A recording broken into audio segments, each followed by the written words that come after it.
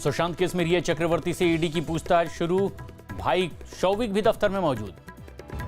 Call details की जांच से रिया के सुशांत के स्टाफ से एक साल में कई बार कॉल करने और घंटों बात करने के सबूत मिले। बिहार पुलिस ने सुप्रीम कोर्ट में हलफनामा दाखिल कर सुशांत केस में रिया चक्रवर्ती को मुख्य आरोपी बनाने की मांग की। ईडी ने मुंबई में खरीदी गई रिया की 2 संपत्तियों के दस्तावेज दिखाने को कहा।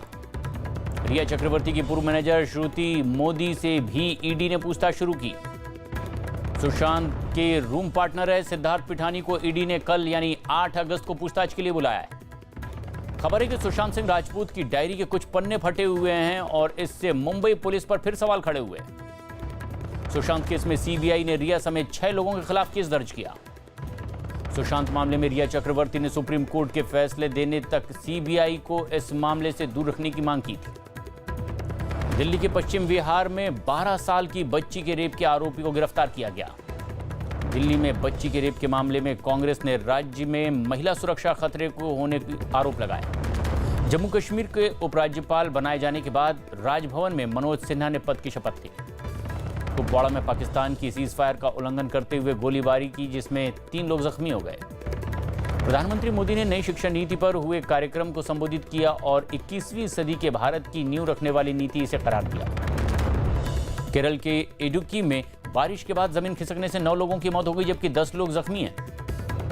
कर्नाटक में भारी बारिश के बीच 48 घंटे में 6 लोगों की मौत हो गई।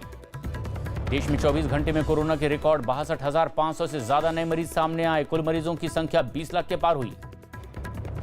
देश में पिछले 24 घंटे में कुल मिलाकर 886 मरीजों की मौत हो गई है। देश में सिर्फ 21 दिनों में कोरोना के 10 लाख मरीज बढ़ गए।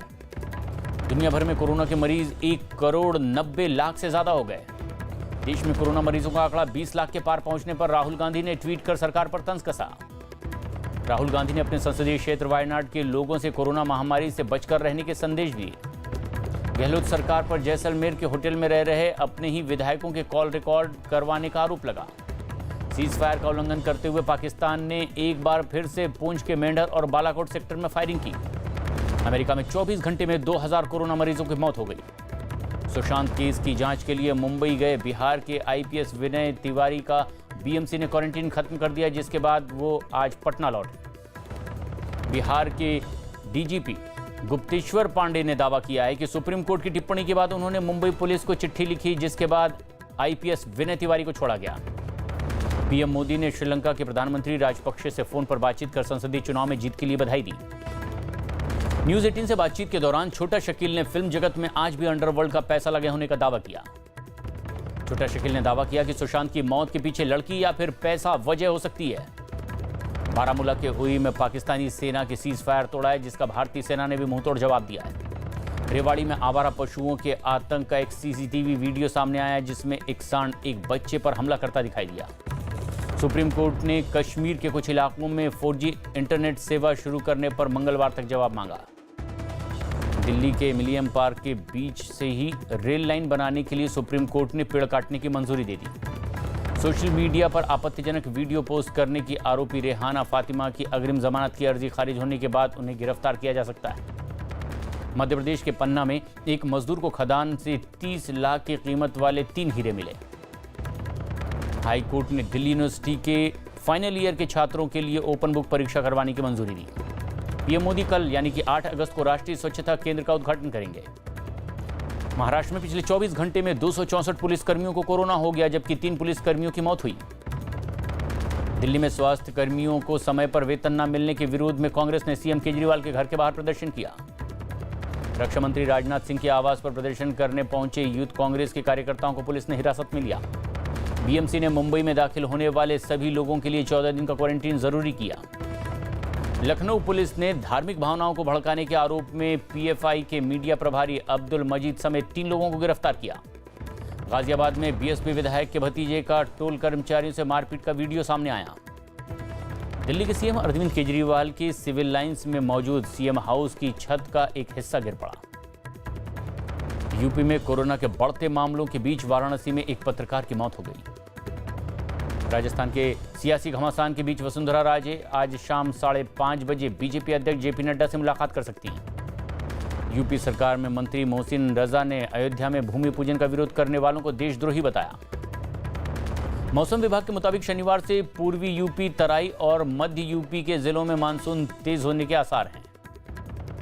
हरियाणा के सरकारी दफ्तरों में काम करने वाली गर्भवती महिलाओं को घर से काम करने की इजाजत दी गई।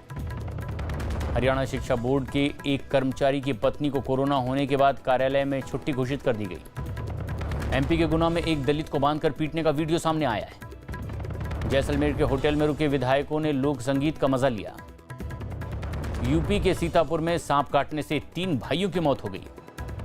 उत्तराखंड के टिहरी में मलबा और बोल्डर गिरने की वजह से अगरखाल के पास में नेशनल हाईवे 94 बंद होने से दोनों तरफ वाहनों की लंबी कतार लग गई। बिहार में कोरोना के 3,416 नए मरीज सामने आए, जबकि एक जज की भी मौत हो गई। दिल्ली से लगे उत्तर प्रदेश के गौतम बुद्ध नगर में 2 अलग अलग जगहों पर मुठभेड़ के बाद पुलिस ने 2 घायल बदमाशों को पकड़ लिया। यूपी के आगरा में सोशल डिस्टेंसिंग पर पुलिस से बहस के दौरान बीजेपी कार्यकर्ताओं ने जमकर हंगामा किया। आगरा में एक घर में सांप मिलने के बाद वन विभाग की मदद से उसे रेस्क्यू कर जंगल में छोड़ा गया। उत्तर प्रदेश के मऊ में बांध टूटने के बाद बाढ़ का पानी आसपास के गांवों में भर गया।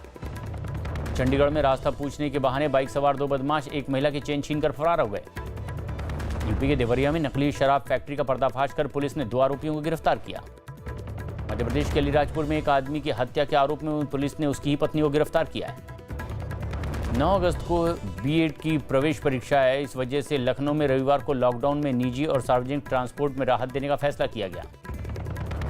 लखनऊ के हजरतगंज थाने में 12 पुलिसकर्मी कोरोना पॉजिटिव हुए। आज से हरियाणा रोडवेज की बसों में सभी सीटों पर यात्री बैठकर यात्रा कर सकेंगे। जयपुर से करीब 82 किलोमीटर देर रात भूकंप के झटके महसूस किए गए, जिसकी तीव्रता 3.1 आंकी गई। अयोध्या में भूमि पूजन के बाद समाजवादी पार्टी ने राज्य में सबसे ऊंची 108 फीट की परशुराम की मूर्ति लगाने का ऐलान किया। उत्तर प्रदेश के आगरा में करंट लगने से बिजली कर्मचारी झुलसने के बाद लोगों ने हंगामा किया।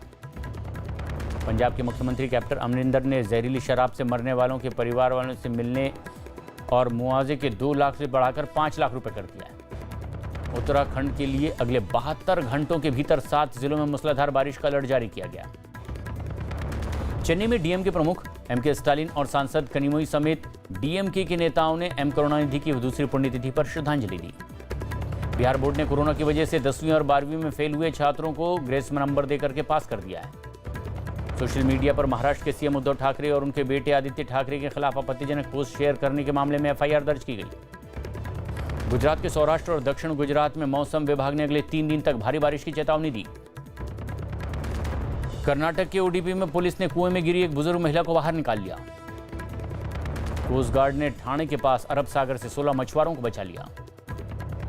कर्नाटक के कोडागु में बाढ़ में फंसी गर्भवती महिला को एनडीआरएफ की मदद से अस्पताल पहुंचाया गया। गुजरात के वापी में नदी के तेज बहाव के बीच फंसे आदमी को दमकल कर्मियों ने रस्सी की मदद से बाहर निकाला। अमेरिका के वॉशिंगटन यूनिवर्सिटी के विशेषज्ञों ने उनके देश में दिसंबर तक 3 लाख लोगों की कोरोना से मौत होने की आशंका जताई। भारत का पक्ष लेने से नाराज पाकिस्तान ने सऊदी अरब को चुनौती दी। कश्मीर मुद्दे पर उनका समर्थन करने पर दबाव भी बनाया। लेबनान की राजधानी बेरूत में हुए धमाके से नाराज लोगों ने प्रदर्शन किया, लेकिन इस बीच उनकी पुलिस से झड़प भी हो गई।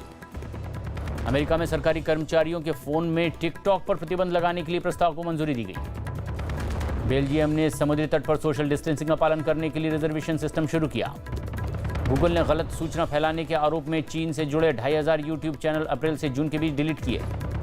कोरोना के खतरे के बीच फेसबुक ने अपने कर्मचारियों को 2021 में जुलाई तक घर से ही काम करने की इजाजत दी। ट्विटर ने बग से सुरक्षा का खतरा पैदा होने के बाद अपने ग्राहकों के अकाउंट अपडेट करने की सलाह दी है।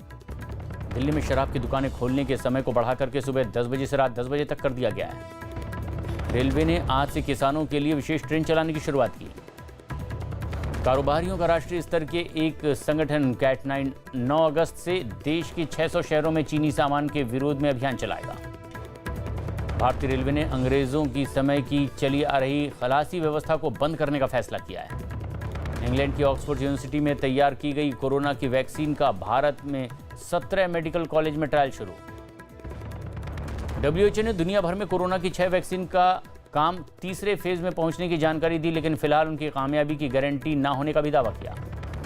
बीसीसीआई के आईपीएल के यूएई में आयोजित कराने की घोषणा के बाद अब गृह मंत्रालय से भी इसको मंजूरी दे दी गई है। 31 अगस्त से शुरू हो रहे यूएस ओपन में कोरोना संकट की वजह से इनाम की राशि 6 करोड़ ज्यादा कटौती की गई है। बीसीसीआई पर बिहार के लिए खेलने वाले सैकड़ों क्रिकेटरों को पिछले साल फीस अब तक के न चुकाने का आरोप लगा। सोशल मीडिया पर फेक फॉलोअर बढ़ाने के मामले में पूछताछ के लिए रैपर बादशाह मुंबई पुलिस के पास पहुंचे। आलिया भट्ट और महेश भट्ट की फिल्म सड़क 2 रिलीज से पहले ही सोशल मीडिया पर फिल्म के बायकॉट की मांग उठी। टीवी रियलिटी शो खतरों के खिलाड़ी के सेट पर शूटिंग के दौरान एक्टर जय भानुशाली जख्मी हो गए।